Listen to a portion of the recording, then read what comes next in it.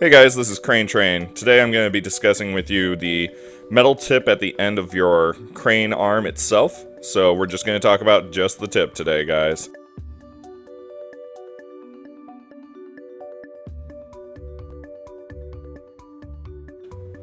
In regards to the different types of crane tips I'm going to be discussing, we're going to go over basic ones today. Specifically, I want to talk about the standardized tip that I see in a lot of cranes, as well as the one that I most see on Torba itself. So if you look here, this is the most standard tip that you'll see on almost any crane, whether you're here in Japan or on Torba. It's about 40 millimeters wide. It's not really all that big. The reason that this one is the standard is it's not so wide that it causes any kind of problems, and it doesn't give you really any major advantage, but it also doesn't necessarily hinder you. So this is just the one that comes with a lot of the cranes themselves. The other one that I see the most commonly is this longer, thinner one here. I see it on Torba a lot. It's very standard for a lot of things. You'll see it in person in Japan as well. The reason for this longer tip is really just to have a different aspect on the crane itself.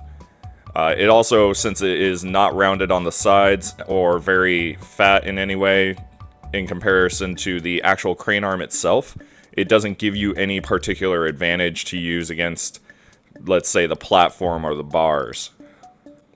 Some of the other configurations you'll see will be a wider or even extra wide version of the standard tip, as well as shovel tips, rubber tips. There's a bunch of different configurations, and you'll see some arcades get very creative with this. Another aspect that we're going to discuss is the angle of the crane tip itself, and this is really a big deal in regards to how you approach a prize.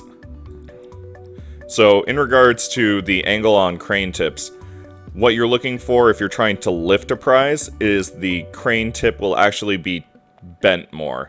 It'll be at more of a 90-degree angle or closer to that.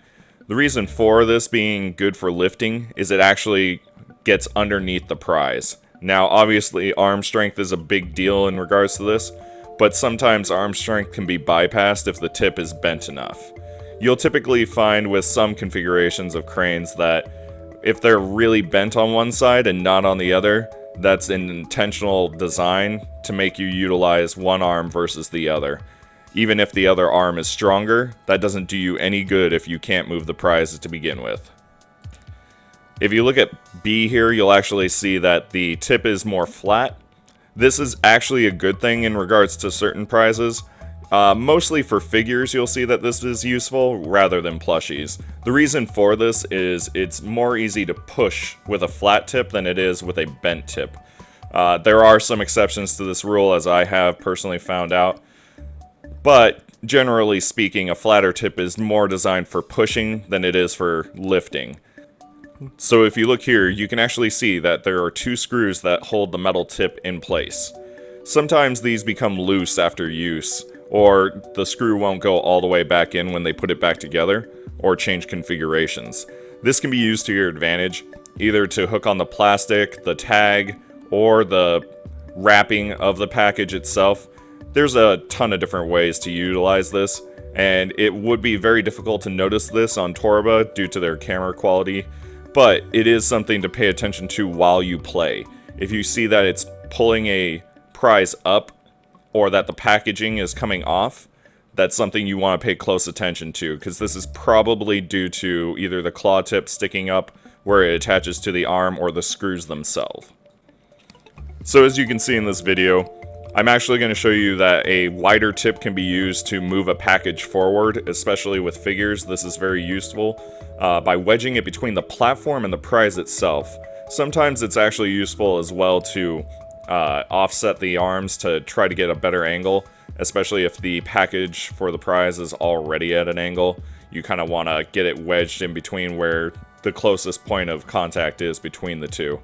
The reason why you want to do this is because the upwards movement for the crane is the strongest aspect of the machine itself.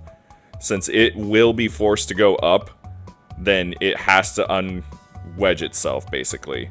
As a result, this typically helps you by moving the package forward. As I stated earlier, a flatter tip actually makes it easier to push with a prize, especially with figures. As you can see here, this is actually a very big advantage when you have a wider tip because you have a more area to actually hit with, and that makes it so that you have more room for error.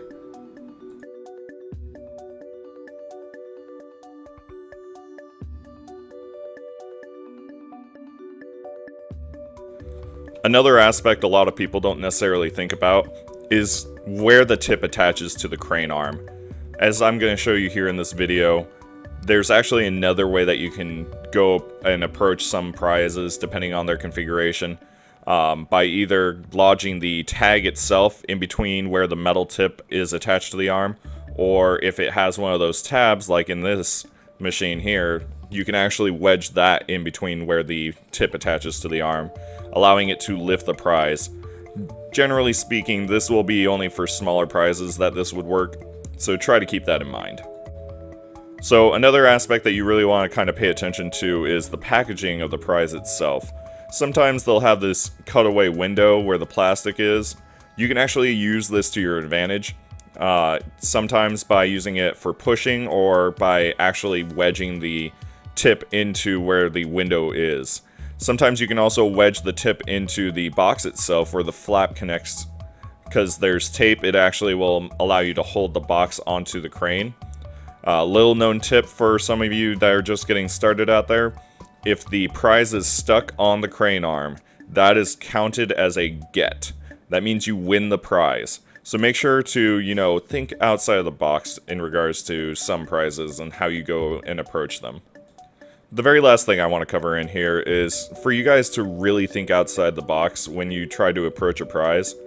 Sometimes it's not meant to be lifted, especially with some of those 2 platforms, 1 prize type deal.